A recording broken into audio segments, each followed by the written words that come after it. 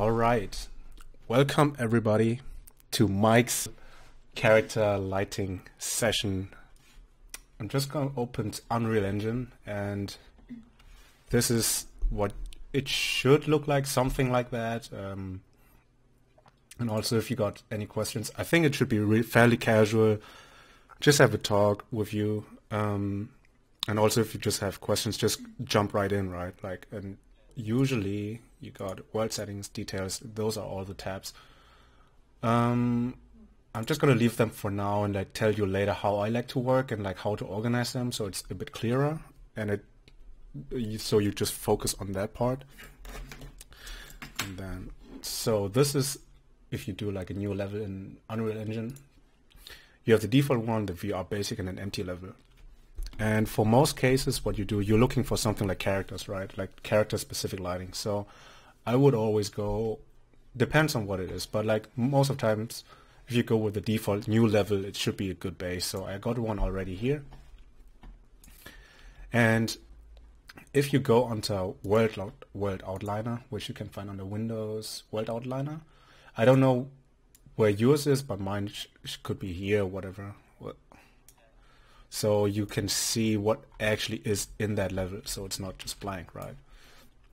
So there's a sphere reflection, skylight, whatever, light source, and that's the basic level in here. Just gonna pop the content browser on the right side. You don't see that now, but it's a bit distracting. And so since you want to do character lighting, I think it's really important to know, just wait, give me a second. I think it's important to know what type of lights you actually want to do, what kind of light scenario, right? So because you do character lighting, I think there are two options. Either you have something like a statue or a dynamic character. So in terms of lighting, what you want to do, you have to decide either if it's a dynamic environment or a static one. Maybe you should do it like this.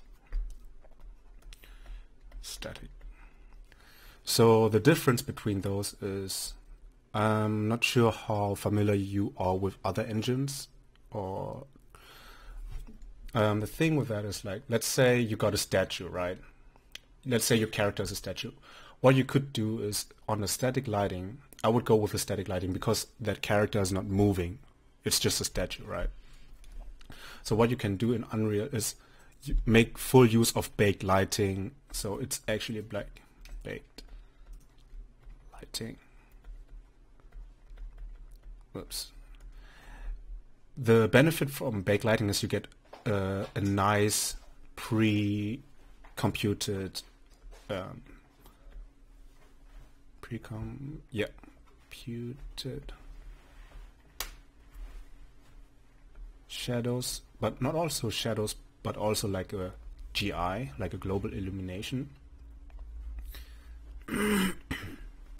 Global, how do you write two L's? I don't know. Illumination. Since that's the main, I think it's not all, right? But that's one of the main pluses for static lighting. But since dynamic lighting, I think right now there are options to have full GI for dynamic light. You don't have GI, right? But every light is movable and adjustable in real time, right? So this means you can adjust all your lights, all your lights, and have animations on it or whatever it is on it as well. So since I assume your character is gonna be, I don't know, maybe in a nice pose, right? That's the minimum. You don't necessarily have to make an animation for it. So what I would suggest is to make your light scene a dynamic one. So if you end up with something like a post character. You're in the level, right? And let's talk about some lights first, right? So you got let's say you got 5 lights in here, right? The directional, point light, spotlight, rectangular light, and skylight. In this scene we got already a light source and a skylight. So what I usually do is I make a folder and I call it lighting, and I put all the lights in here. And since we got a default one, there's already one in here. So I like to work with a closed area, right? Like a closed environment for now. Maybe I should just show you in here. No, that is from like my personal project, the trim character, but there should be a room, a render room. And it can be anything. It can be a cube, right? It can be like, I like to work with something like this, like a chamfered cylinder, right? It's super, I made that in Max, or you can do that in any program. And under details you see, so under details, and you click that mesh, I called it render room _2, right? And then under location, just click on that arrow, right? So that zeroes everything out. So since that is in units, it's fairly small, so we can adjust that and make that huge, right? So if you go inside, you actually don't see anything. So what we can do is,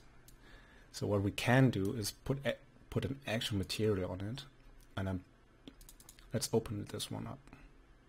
Oh no, you know what? Let's make a new material so I can show you that one really quick. I don't know, call it basic 2. Right, you got this material, and since it's a basic material, yeah, you can do that later. But like, what you can do, right? This is your material, and you can say you can put anything in the base color. It should be black or white, right? If you hold 1 and press, you get this node. It's just a constant 1 node, right? So since we don't want that, we just make it really quick. Put a constant 3 node and call it color or whatever. And then metallic should be 0. So by default everything is 0 if you don't hook it up. This is a parameter. Let's call it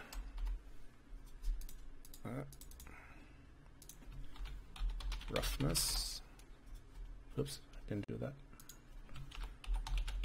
Roughness, and then chuck that in, and then just hit apply. And you could just put that under your render thing, but what we want to do, we make a material instance, basic 2 instance 1. We still have that selected if you zoom out, right? I'm gonna do this, and then there's this tab under details. You can either drop it in or like put it in here, and you have this, still nothing. And with the material instance, you open that, double click that, right? You double click that, and under here you have 2-sided. You can put that on, and now we have our inside. So that's how I usually like to work in a closed mesh room. So everything gets blocked, no lighting is here. And since we have a roughness on 0, let's put that back on, or maybe 1, or whatever you like. And the color we can change. That is the, like, you probably know this, but that is the part what makes it super useful for material instance, because you can change it in real time, right? So let's put it for black for now.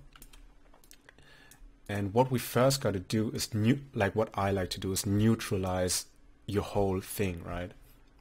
So let's close this one, and then under world outline, you notice we already had 2 lights. So we go under skylight and look under details and effect world. Doesn't do anything, just get rid of it. Same with the light source. Right, it doesn't do anything. Let's delete that one. And then sky. So now we don't have any lights in our scene, but you notice this gets super bright, right? Yes. And the way you do it, usually the first step is always to neutralize your scene. You could also do this, right? Open level, sorry, like make a new level and then take the empty one, whatever you like. But if you go from this one, I'm just gonna quickly show you how you can neutralize that by going into visual effects. On the visual effects, you take the post-process volume. It should be here, and if you hit G, oops, you see that this box lives somewhere in here. This is the box. Everything inside that box will get that post-process volume. So what we do is we go on details and then we click exactly. So where is it? Miscellaneous? No. Unbound. Ah, there you go. So what you do is on the exposure, and you make min and max brightness under the same value. Let's say 1 for now, right? 1 on min brightness, 1 for max brightness. So this is actually, we're inside and it's super dark, and that is what we want. So we do just a quick, put a quick light in it. So we do right click in this viewport, and then we select place actor. You can place anything for now. And you gotta go on the details and see where that is, probably somewhere. So you put that on 0, 0, 0, and then put them a bit up. Press G so you see what is going on. G is just game mode, right?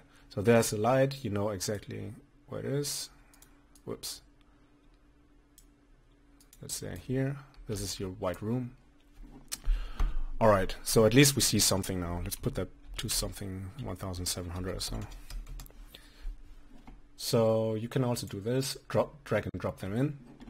But now, so the lights, each light on the mobility tab here under details, you see static, stationary or movable, right?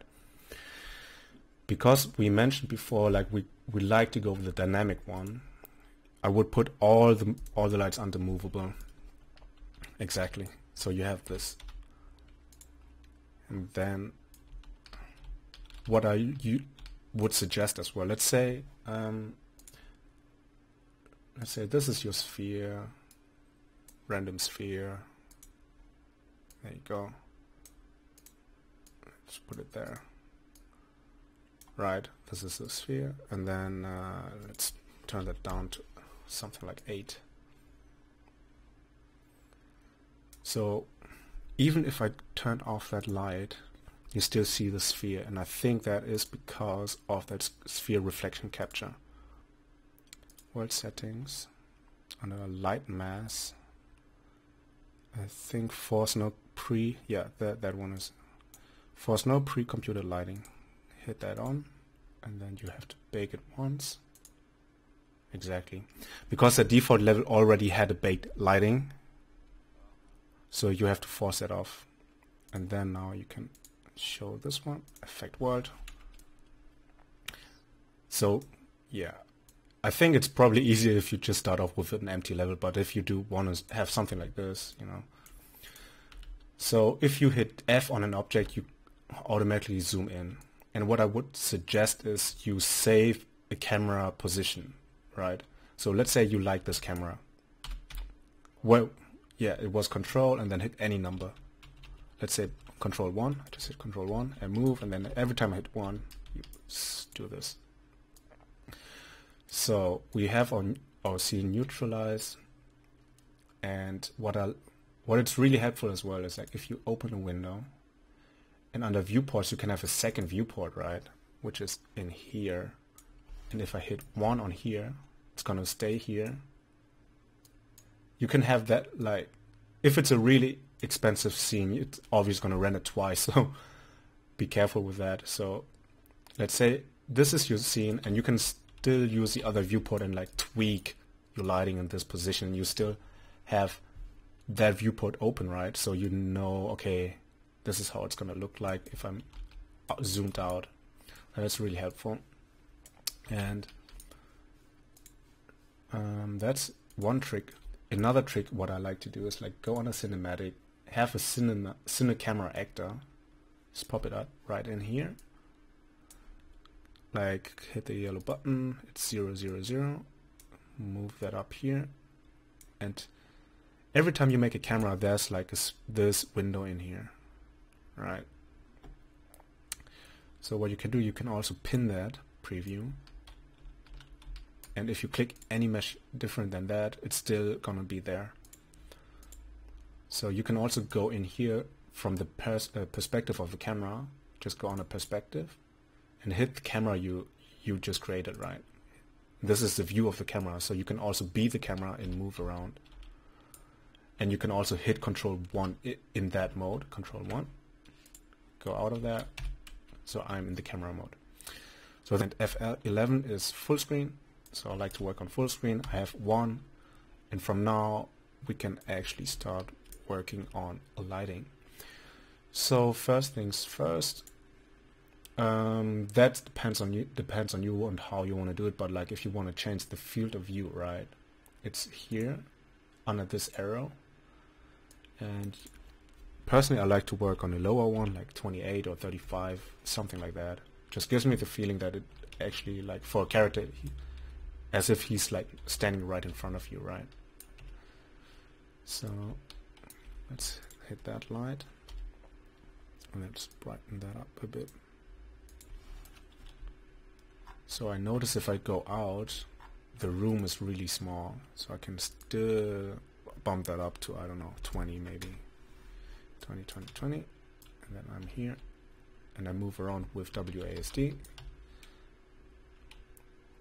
So now let's put it back to like 50 or something.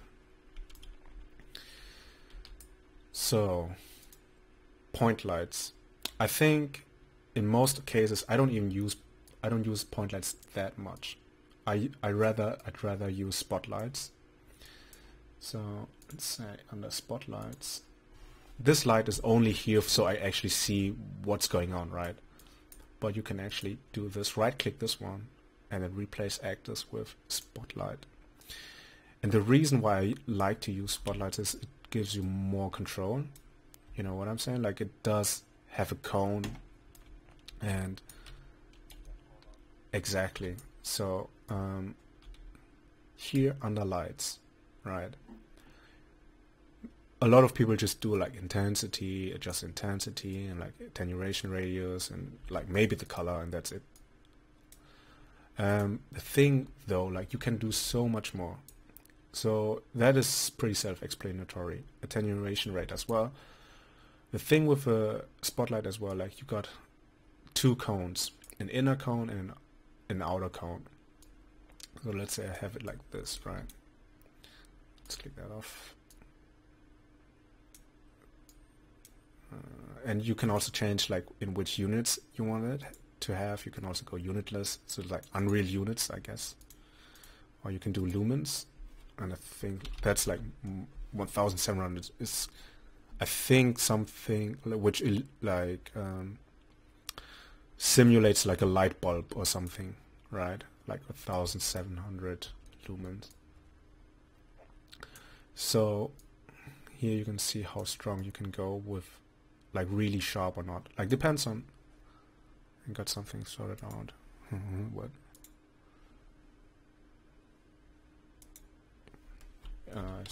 Thanks. So the thing is with the lighting, you can also do what I like to say is like paint with light. You can also do like a stylized lighting, if you know what I mean. Like a lot of cartoons or have like that sharp, or comics have that sharp shadows, you know. So you can also go with that, which is really nice. So, but for now, let's keep it fairly realistic, and then move that light a bit up. I'm just gonna try to explain like the details first, like what I usually use, and then later on we have a proper example, I guess. So what I like with spotlights as well, I use them for everything, like fill lights, key lights, top lights, or like if I want to do like a rim light. So let's simulate like a basic lighting in here first. Make it maybe a low value, maybe 750 or even 250, and then move that a bit up, right? So you got that soft fallout. So usually if that is like your key light, usually if that is your key light, like your main light source, what you want from the 3-point lights, and you have like one, let's say you have one rim light, which is here, right? And put that maybe like even lower, let's say 50. So you see the rim light super strong.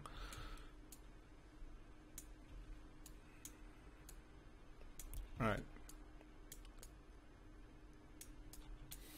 Jesus Christ, can I mute that? How do I mute this? Server mute. There you go. Sorry. So this is our rim light. I would also suggest, like, always put them back here. They're not point lights. I would also serve this one as well. So I would always rename them what they are. Like, let's say this one, it's a rim light. So you should always be super organized about that. Rim light, and then what you should do under here, the source radius, it's just basically what it says, like how big that actually light shape is. But what you can do, you see that the higher I go, the higher that fall off's gonna be, right? So there are a lot of tricks where you can actually simulate like a soft fuzz effect as well, without actually having the material being fuzzy, you know what I mean?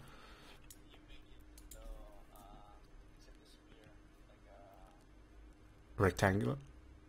Yeah, you can definitely do that with that light, but I'm gonna just quickly show you those first. So, oops, sorry. So the source radius, you see that one, and I use that a lot for eyes. Super nice for eyes, and I can show you later on that project of mine.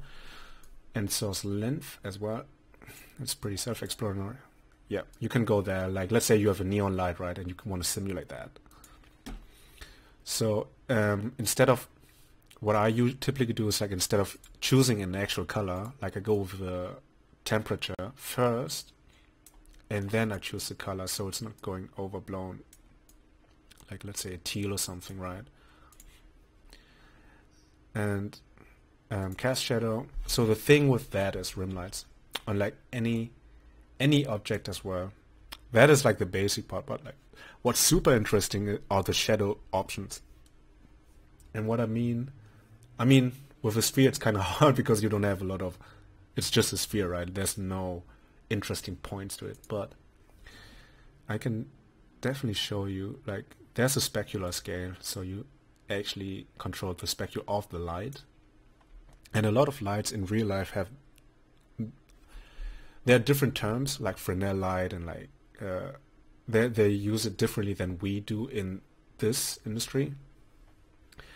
But the specular scale is basically just telling you how shiny that light's going to be on that object. So it doesn't actually control the object, but rather the light, and that's super useful as well. So if you go down by here, I mean shadow resolution scale, you can bump that up if you want. It's just the lower you go, you see here, this one, like the lower you go and the higher you go, it's just the resolution of that shadow. And the shadow bias, that is really useful. And for characters, it's super important, because the shadow bias, what it does, like, it's really hard on this one, but you will see it later on. The lower you go, right, the more self-shadowing you're gonna have, which means the more detailed the shadow's gonna be. So if I go on 1, it's probably like you lose a lot. And I usually go on 0.1, and not usually, let's say you should go as low as you can without it having self-shadowing artifacts. And if I go on 0, you're gonna see sometimes you see that banding. I'm not sure if you can actually see it. It's hard to see. lights actually. It's like, you know, when the light is like almost like perpendicular, you see that? It's gonna have that on the object. So don't go 0. Try to go as low as you can without actually having artifacts, because that means you get a lot of details in the shadows, right? So the lower you go, you also see this, right? Because it's a polygon, you see that because it's on 0, right? Do you see that?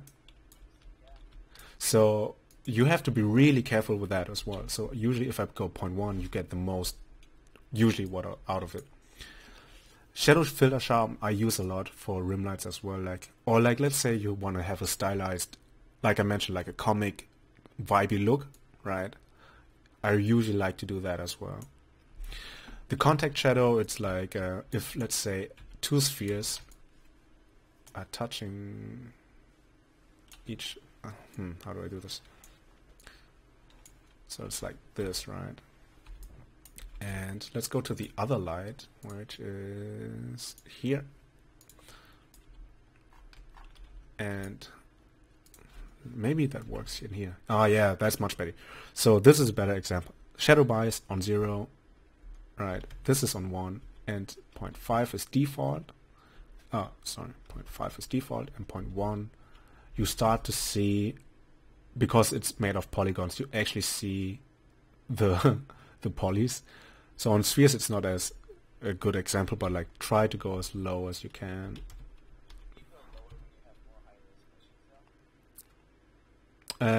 Yes, definitely. So let's say that, do you know what I mean? Like here, the shadow sharpen filter, it's just super sharp now. And the contact shadow, there's a thing like I need to show you on a character, which is much better, but the contact shadow, it's basically if 2 meshes are intersecting or something is intersecting, it just gives you that extra shadow, but like on a sphere it's a bit, you know, it's not a best perfect example on this. Really useful as well as the light channels.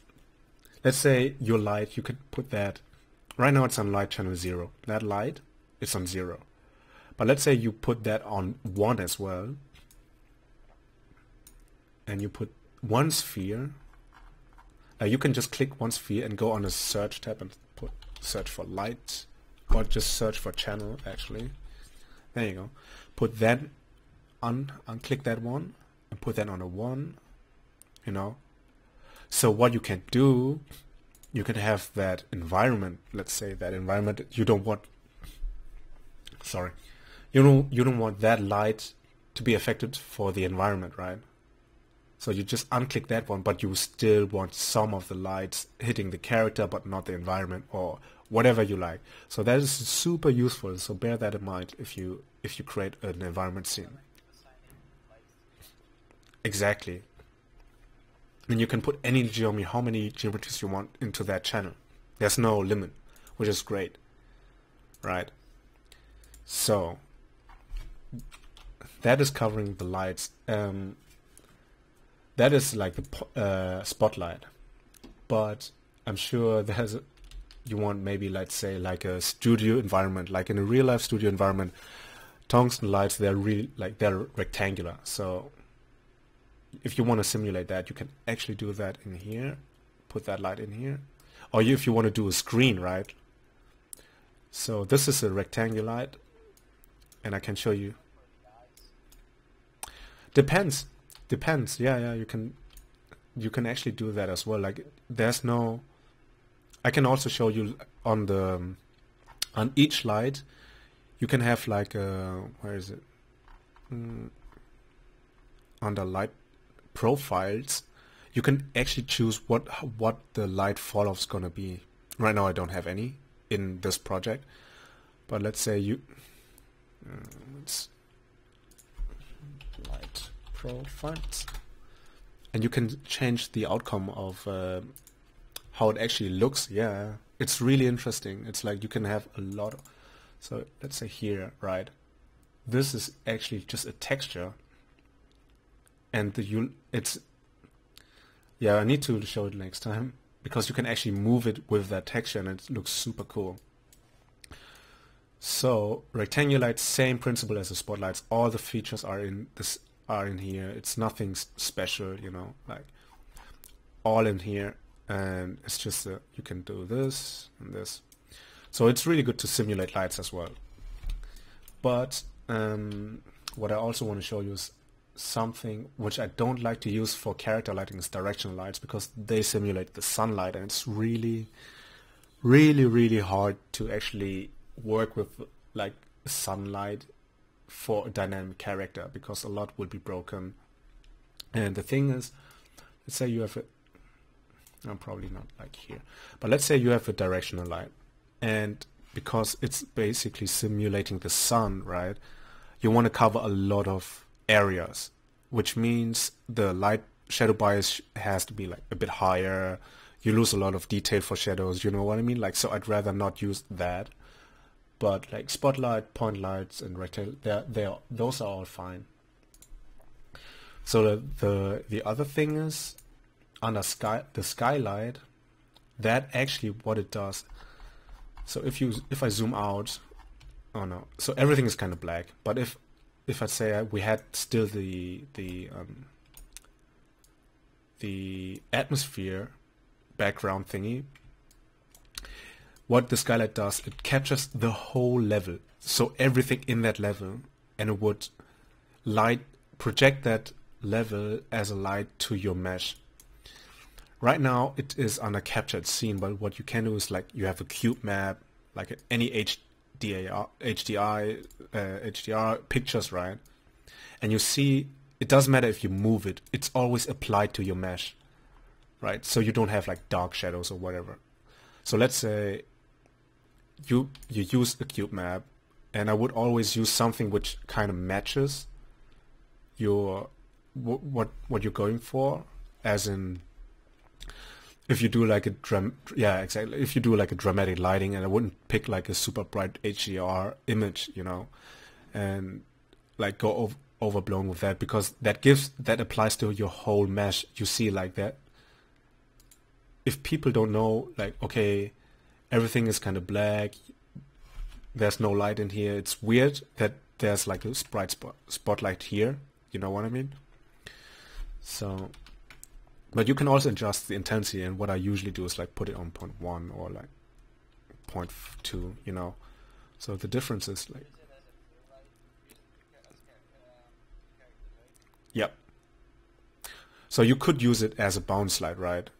You don't necessarily, what I also do is, like, instead of doing that, I just actually put bounce lights in it. And because I mentioned before that going dynamic on a dynamic lighting route, you don't have GI, right? So you don't bake that. So most of the times you want to manually create a bounce light, or like you need to cover these areas as well, because you have to fake a lot. But the thing with that is, like, you have a lot of control again. You can specifically say, okay, I want bounce light here or whatever, right? So if you go with an skylight and HDR, like, you see if I affect world with and without, even if it's really low, it does give a nice subtle like touch to it, right? Because now it looks like it bounces in here. Alright, so I think we're pretty good in time. So let's open one of the projects I have, and the render scene first, because this one is basically like a studio light, like a closed room. You can see in here, it's like a box. I'm in a box. And like we got the background, the paper background, what a lot of studios have. And you see what I actually have is just, how many lights do I have here? Lighting. I got 1, 2, 3. What is the spotlight? And 4. Put that in here. And you see I got 5. Yeah, skylighting as well. What? What the hell? Okay. For some reason I cannot put that in here, but that's fine. So let's say your character is in here, and I got two rectangular lights, right? For now, let's put them all off. And the skylight is still on. What settings? No, details. Oh no, that was a sky sphere, sorry. Sky light. Don't affect world. So see, everything is black. And because I baked the reflections already, the reflections are baked in, so don't worry about those things. So let's turn the skylight back on. Affect world, and you see I got the intensity on 0.05, right? And that's just simulating what's outside in here. So that captures the whole level, as I mentioned, and projects it on it. So the key light in here, that's the rectangular light. I call them key lights 1 and 2. There you go. And let's check out the details what we have here. So the key light is on lumens, it's on 30, the attenuation rate, and I put that on here. And obviously it's unmovable. And this is what this is what's interesting. So let's put it in here. That's my character, right? And the shadow bias, like I mentioned, let's put it on 1. And see, this is 0. And you see this self-shadowing artifact, right? So never put that on 0. This is on 0.5. And this is what I had. And you start to see, the lower I go, the more details I have. Let's say in here, right? It's bright. And as I put it on the value, I had 2.225. Apparently that's the value where it doesn't break. And if I go lower, I start to see artifacts. So you see, even on this one, you know, like it does give me a more detailed shadow. And the shadow resolution is at 8 again. So maximum. And the contact shadow as well, it's 0.1. And that's a better example, right? You see, there's no contact shadow right now. And that's what I mean. Let's look at this cleavage, right? I think that's two meshes, I think. Yeah, that's 2 meshes, right? So that's her shirt, it's a separate mesh, and her skin. So if I put the contact shadow on 0.1, you start to see that this actually starts to render. So it's also screen space dependent, so the further you go, right? Like it's like in, I think in units or whatever. So if that's my sorry, put that on 28 or something. So if that is my default view, 0.1 looks pretty good for me. 0 is nothing, right? You see that? On, without. So it does make it more grounded. So in this scene I have another one, which is basically the same as the other. So one on the right and one on the left, but the intensity is a bit different. It's like 50 in here, so it's not too flat, you know. There you go. Which is really nice already, and you start to see with the source radius what you can do. You start to see the reflections on her eyes, right? And let's say the source radius is super low. Source width.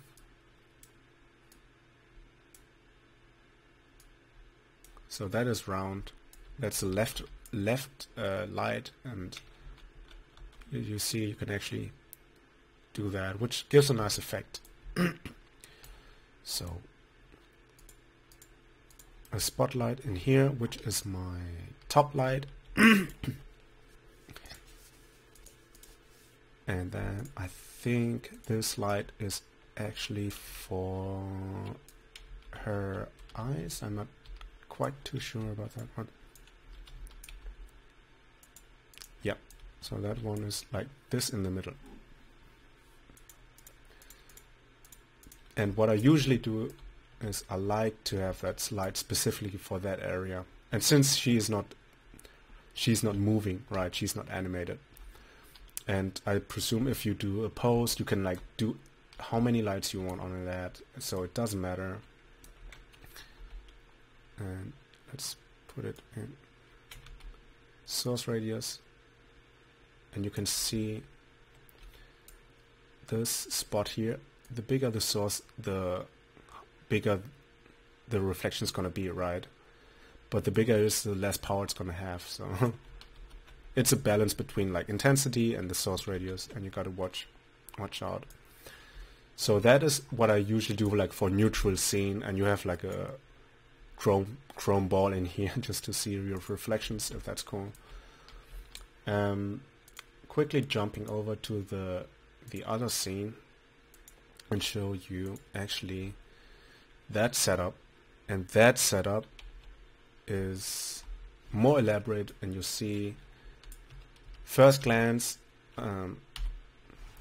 how many lights I have. It's a bit ridiculous, but the thing with that is, like, as I mentioned, if you do a pose character, there's no limit, right? You do a screenshot, you do several screenshots, whatever it is, like, it doesn't matter how many lights there are. And since we don't have a GI, we can do a lot of fake lights. So let's break it down for you really quick. So this is my lighting. Turn that off, and under her she's had specific lightings, and we can cover that like the next time. What you can actually do, like here, as if you can see, like the caustics, it's a light, so it's not an effect, right? So you can do this crazy stuff, which is really cool as well. But let's not rush to that, but check out that lighting first. So break it down. I make a folder lighting, as I mentioned. I break it down into types of lights, like background lights, fill lights, rim lights, right? And I have a lot of those. So usually what I start with is doing a background lights. So if you look at here, obviously I need to make a camera position, and let's say this is my camera position. I'm really comfortable with that. So those lights, the background light 1 is what I started first, and that is a spotlight, if you can see. So the good thing is to have that cone, that is a volumetric fog, and you can have that under visual effects. Yeah, and that is the exponential height fog. So let's say I disable mine and I put that one in here, right? Everything is foggy right now, right? So under details, you go, you can have the fog density in here, but you go here to check on that volumetric fog, boom, and you can go under here, the lights, select that light again, right? So basically that is all what I did. I dragged the exponential height fog from here to my scene and checked on volumetric fog. So let's turn the other one back on. And once you enable that one, right, you go under that light, and under details, you scroll down, and where is it? Oh, sorry. It's actually up here. You have like volumetric scattering intensity. So that one is actually as 1, and you see it does go at a limit of 4 if you just do the scrolly thing, but you can go type in like any value you like, so 25, and you got that nice cone, right? Which is really cool. Let me just disable the effects for now because it's a bit distracting.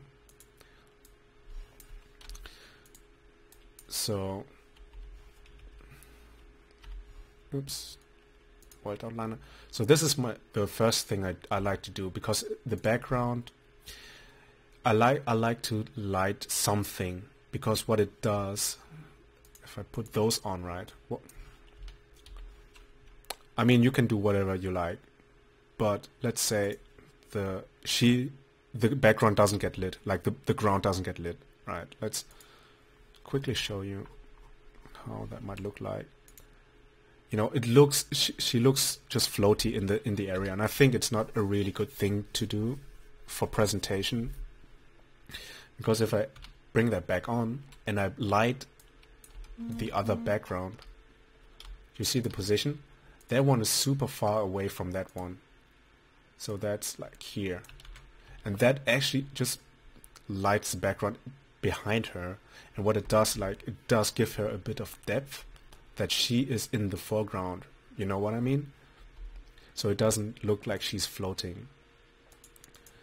So basically those, you just need one basically. But I like to do that for the others, so it does give a bit of depth, you know, so it doesn't look too weird. And it gives the viewer a bit of like more information where your character is. So next, let's move to the fill lights. Oh no, so after the background lights, I established that I actually have a key light, which is my main light. And I want that character, because it's in my case, a thief character, I wanted to have not a super happy lighting, but like a more like a dramatic thing. I have a key light which is in front of her, of our right side. So that's in front of her left, if you look at this. And the attenuation rate, it doesn't, it just touches the character if you look at this one. So this is the actual line of it. So what it does give us is, let's press G. What it does, it gives us nice shadows, right? Like it does give us nice information what's going on with that key light. You know what I mean? Like the background light, I barely touched that one, it's cool. But with the key light, that's like your main light, and establish that early on. I usually do it right at the beginning, like after the background lights, whatever. But this is the main light where you actually work on top of it. So every other light you're gonna make, that's gonna complement this one key light, right? And then here as well, like the settings, as I mentioned, play with the shadow bias, up-res the shadow scale, and then anything from that. I wouldn't go too crazy with the intensity, so I fairly make it not the brightest, because all the brightest lights I have are the rim lights. I'm gonna show you that later. But also like play around with those settings. The shadow bias definitely super important. The temperatures are nice to have, but in my case, I also have the source radius really high up, because what it does, like you look at this, right? Let's say you look at the belt. So the bigger the source radius, the bigger that reflection's gonna be, right? Because it's just big enough to actually cover the whole thing. But that was on 30. So that is my key light, and once you establish that, then I've worked with my fill lights. So let's say, because we don't have a GI and I want to have that bounce back, we have a lot of dark areas in here, right? And we need to neutralize that. So usually I have a fill light which counterbalance my key light, and it also serves like as a bit of like a bounce light. So if I press 2, I get to that position again, and I fill light, and it's usually super low. Like you see, it's intensity 5 under as units with lumens. So that's nothing, you see. Yeah. It's just enough, you know, so it doesn't look too broken, you know, like if I affect it. And then from that on, I just fill out my character, because you're going to have a lot of dark splotches everywhere. I mean, you can also go with that if you want a dramatic top light shadow. You can also do that, that's no problem. But in my case, I had it where I actually work it up. You see, this light is for the hair in here, because I like to have that a bit popping up from the silhouette. This fill light is actually for the dagger, because that's really important to her. So you actually look on what's interesting on your character's assets. Like look out for those spots, like those assets, right? What is interesting? She's a thief. She's a dagger. So you need to highlight that as well. Sometimes it doesn't make sense where that light is coming from, but I mean, we're having here a background with lights coming, so it doesn't matter. Focus is the character. In here as well, that fill light is just for the hands, and you start to see like, okay, so you actually have a small cone spotlight, and that gives you a lot of control, you know. So I just work my way up. I just work it out and I see, okay, what is interesting. So since, whoops, that one, since we have a key light and we go to our main selling point, which is the face, and I'm sure a lot of character artists would agree with me if that is the face, right? What I usually do is I have a face light that's specifically only for the eyes. So if you can see, it's actually only here for the whole face, right? Doesn't do anything else. It's just for that face. And the thing with that is like, we don't have a realistic environment. So if I turn that off, you see, she looks dead. She looks like lifeless. And you should, on this one, I have it on unitless and like really low intensity. Like it doesn't break too much. Like, don't concentrate on the eyes for now. Like, let's say, look at here, at their forehead. It's not too big of a difference, you know what I mean? It just gives us enough to sell the point. And what we actually want from that light are those reflections, and that's it, makes it, you know, giving its soul to the character. And the source radius, that's where it's at. So let's say the source radius is at 0. You see how sharp that is? In my case, I want it on 7.5, but you can do whatever you like, you know. So that makes it super interesting, right? That is the selling point for that character, just that face. And you mainly, I guess, unless you make like a character with no face, I guess. But I think that's the main focus point of the character, and definitely put a light on it and just make it like shine really nice. So let's quickly talk about the rim lights. I think we're running a bit out of time right now, but I want to cover that as well. So rim lights, I mentioned before that I like to, quote, paint with light, which means like you can place it anywhere you want, right? Let's say I really want that. It's a bit maybe overkill, but I want that popping out from the background, right? Because I don't want it, you know, it just like sucks into the background maybe. And what I like to do is like, if my key light is coming from the right, my rim light, I want to have like a nice counterbalance, so it comes up from that silhouette. And I start putting rim lights everywhere, like on here, for instance. You see? So I get that silhouette, which is really nice. And the thing with rim lights is to have that, if you bump up the source radius, right, that's 0. That's default. If I bump that up, it does have a bigger fall off and it does look more fuzzier. You know what I mean? So that is source radius 30. That's 0. And if you look on that one, you know, the fall off is just bigger and it looks more fuzzier. So it does give me that cloth vibe for free, basically, without actually touching the material. So you can definitely do that. Let's see what else I got. So yeah, the main idea with rim lights for me is just put the silhouettes in, you know. So this is without and this is with. And what I do have with the rim lights, it does give me that nice, you know, that nice curve. Especially the leg, you see the form, you see the shape, you see that one, and this is without.